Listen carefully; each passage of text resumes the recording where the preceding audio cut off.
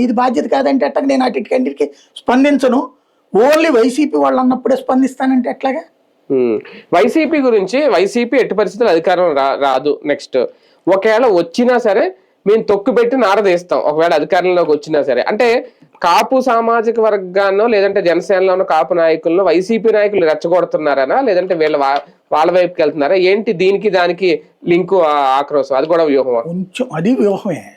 రేపు మళ్ళీ ఆయనే చెప్పినట్టు నేను గెలవచ్చు ఓడచ్చు, ఆయనకి అందుకు కూడా ప్రిపేర్ అయిపోయాడు. వైసీపీ కూడా గెలవచ్చు ఒకవేళ, ఇప్పుడు ఆయన అధికారంలో రావచ్చు ఒకవేళ వచ్చినా సరే. అంటే వచ్చినప్పుడు మళ్ళీ మా జోలికి రాబాకండి, మేము ఇప్పుడు మిమ్మల్ని హింసిస్తాడు, ఆ హింసకి మాకు సంబంధం లేదు జనసేనకి, అది టీడీపీ.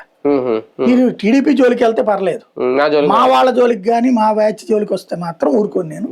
అప్పుడు అంటే అది తొక్కడం ఏంటో తీయడం ఏంటో నాకు ఇప్పటికీ అర్థం కాదు.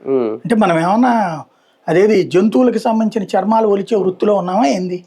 ఇంకోటి ఏం తెస్తావు నువ్వు? తొక్క తోలు నారా. ఇప్పుడు నువ్వు ఏం చేసావు? పోలీసులతో కొట్టించావు, వాడు రేపు పోలీసులతోనే కొట్టిస్తాడు. నువ్వు పోలీసుల్ని ముందే బెదిరిస్తున్నారు, భవిష్యత్తులో మా వాళ్ళని కొడితే ఆ తర్వాత నేను మిమ్మల్ని చూసుకుంటానని. అంటే భవిష్యత్తులో మళ్ళీ నేను సీఎం అవుతాను, అప్పుడు మిమ్మల్ని గుర్తుపెట్టుకుంటా అని చెప్తున్నారు. అది వ్యూహమే, చాలా దీర్ఘకాలిక వ్యూహం. దీర్ఘకాలిక వ్యూహం. ఆయనంతా కూడా ఒకటే గ్రహించేశాడు, సింగిల్ గా డైరెక్ట్గా వెళ్తే గెలవలేం. జగన్ అనేటువంటి